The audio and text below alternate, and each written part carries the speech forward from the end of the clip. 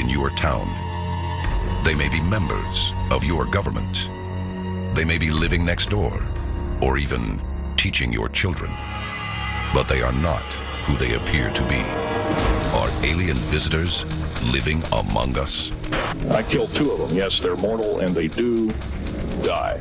From an alien race reported under the streets of Los Angeles, to the discovery of a secret lab where humans aren't only conducting the experiments, humans are the experiments. Human body parts being used, recombined with alien body parts, and it is literally a chamber of horrors.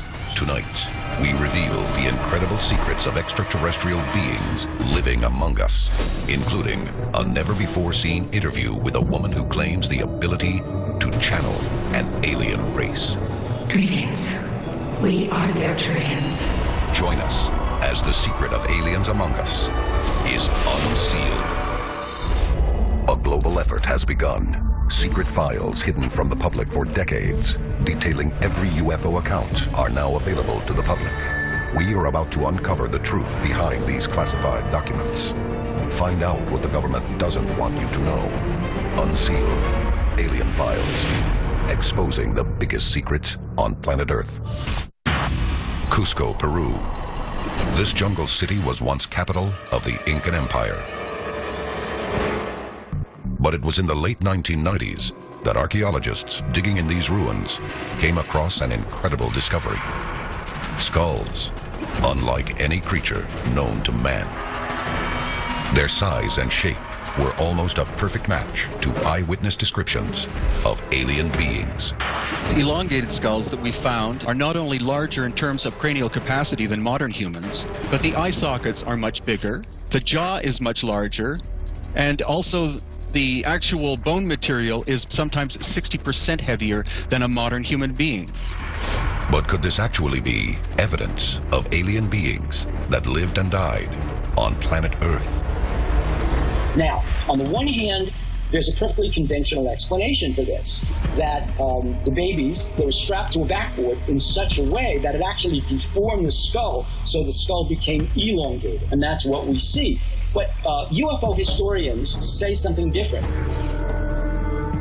In 2011, the remains were taken to a museum where local news reported the head is triangular and tremendous, almost the size of the body, and that Spanish and Russian doctors have confirmed that indeed it is an extraterrestrial. Now, these alien skulls have been turning up everywhere, not just Peru, Mexico, Egypt, other countries in the developing world. And it seems the more we dig, the more we find.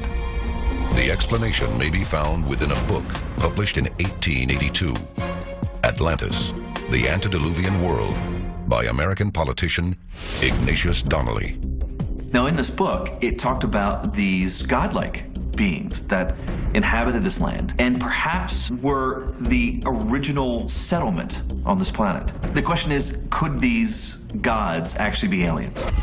The book explains that before the island sank, its leaders left for Egypt, Mexico, and Peru to become rulers of these countries, and reveals another intriguing detail: illustrations of their unique skulls.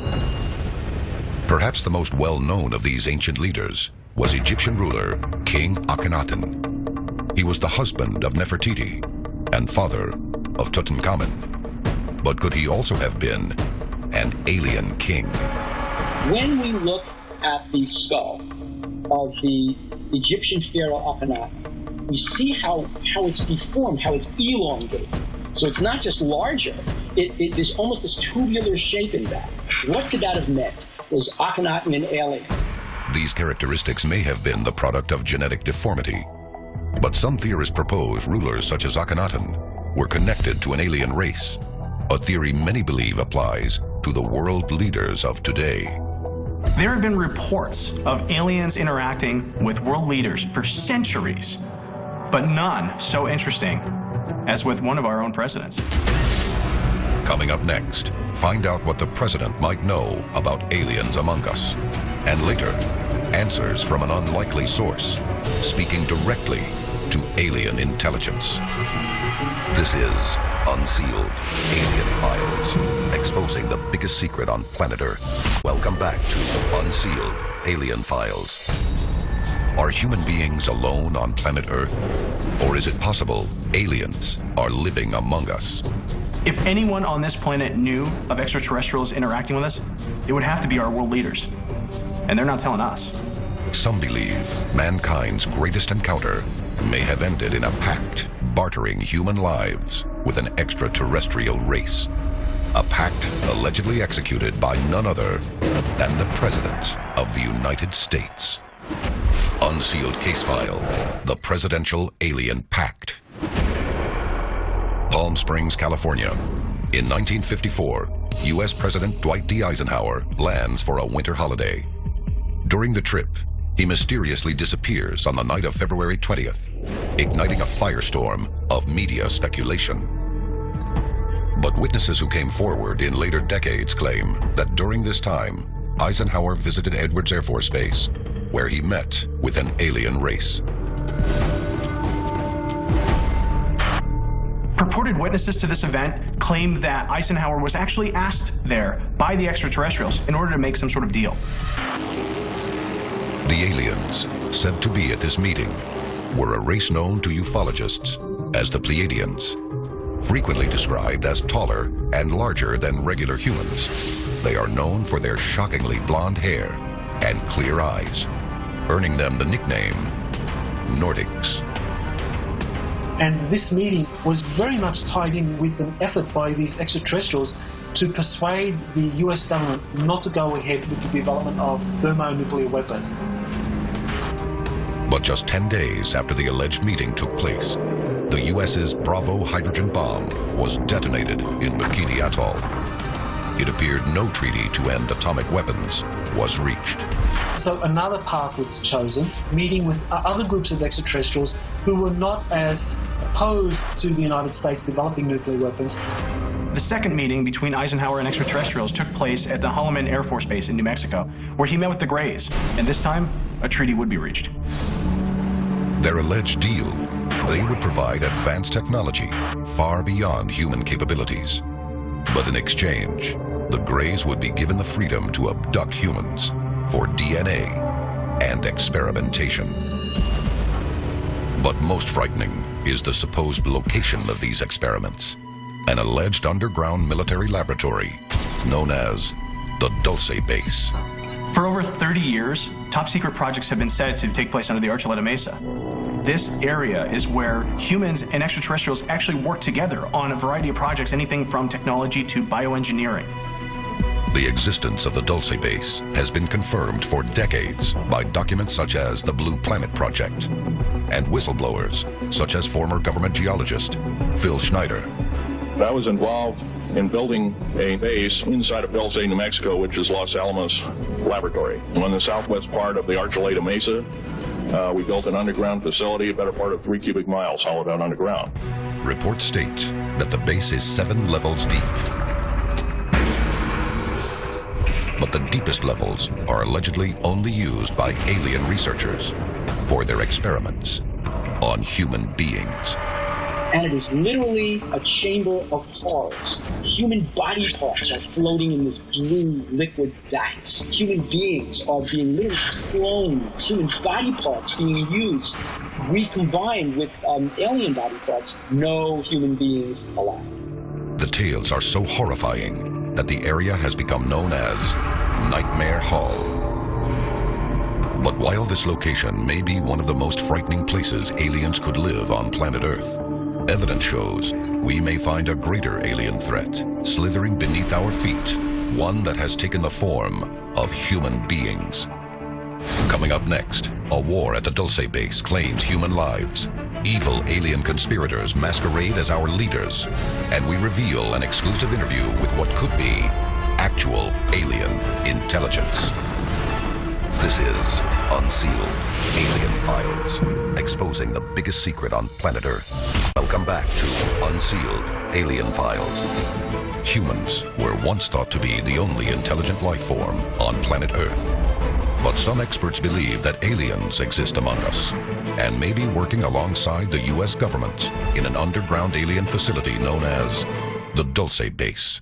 In this Dulce Base, human beings and extraterrestrials are working together to hybridize a new species, part ET, part human. They're working with the U.S. military that's guarding it. They're working with U.S. scientists. It seemed that the U.S. and extraterrestrials were working together in peace until the Blue Planet Project revealed a 1978 incident known as the Dulce War. It detailed a confrontation that ensued when human soldiers attempted to infiltrate an alien-only research level.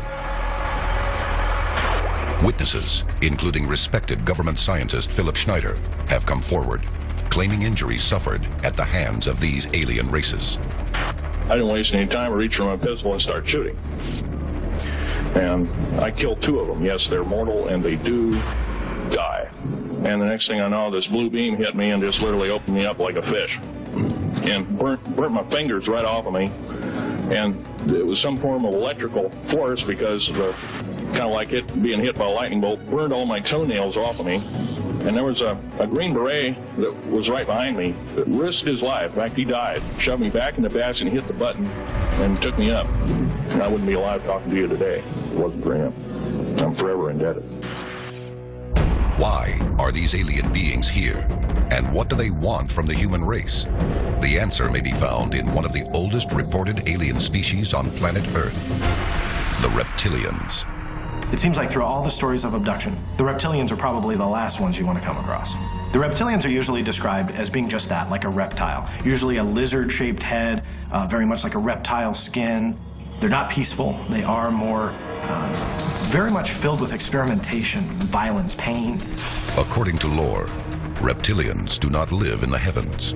They do not have ships. They are said to live underneath the ground we walk on, or next to us, in the form of someone we trust and believe to be human. But they are far from legend. Unsealed case file, the Lizard People. 1933, Los Angeles. Population 1.3 million, is a quickly growing American city. Engineer G. Warren Schufelt is surveying downtown Los Angeles for gold deposits when he reportedly makes an incredible discovery. A strange labyrinth of tunnels in the shape of a lizard and its inhabitants, the Lizard People. In 1934, this geologist, this mining engineer, Warren G. Schufelt, discovered there was a hidden city under downtown Los Angeles. Catacombs and caves and tunnels and roads. And he believed that reptilian creatures had lived there. After drilling more than 250 feet into the city, officials order the shafts sealed. It is unknown what, if anything, has been found. But the story of subterranean reptilians lives on. Even going back to biblical times, the serpent or the reptile is really seen as this evil type creature. These ancient cultures not only describe the reptilian's sinister appearance and nature, but special powers, unlike any other alien race. One thing that people talk about the reptilians and their capabilities is that they can shapeshift. So not only do they look like reptilians in their true form, but they can actually shapeshift into something that looks like you and I. If real, who knows what positions of power and influence they've occupied in the past, and what they could occupy now. Some people go so far as to say that members of the royal family, political leaders, the global elite are these reptilians, and that occasionally these aliens in human form let down their guard, showing some sort of reptilian behavior or appearance. If true, these beings could lead us to extinction, all from behind an impenetrable human disguise. Is there any hope left for humanity?